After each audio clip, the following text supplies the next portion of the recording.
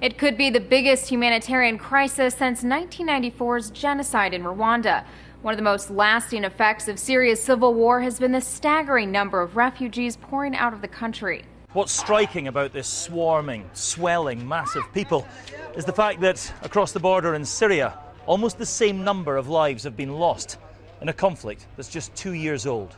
Observers estimate every day some 5,000 Syrians cross the border into neighboring countries like Turkey, Iraq, Jordan, and Lebanon. Over half are children. In Turkey, Syrian refugees now outnumber Turks 2 to 1. Lebanon alone has taken in more than 700,000 Syrian refugees. But because many don't register with the government, some estimates put that number as high as 2 million. Lebanon's Hezbollah-dominated government has refused to allow the UN to set up refugee camps in the country. That's left hundreds of thousands of refugees with nowhere to go.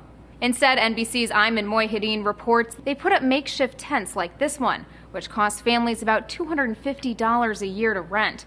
Most have no water, no electricity, and no health care. This is what life is like here for refugees. They have a very poor sanitation. They don't have fixed water supplies. You can imagine if you or I went camping for a week, it's fun. You go camping for 2 years, it's traumatic. It's really hard for most of us who've never experienced life like that. Since the crisis began, 1/3 of Syria's hospitals have closed and more than 70% of doctors have fled the country. A George Washington University professor of global health warns this may only be the beginning.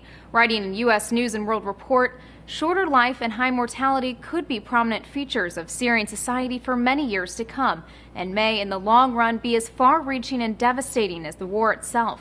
Human rights groups have criticized the international community for a slow response to the crisis, as countries like Jordan and Turkey say they've reached their limit of Syrians they can take in.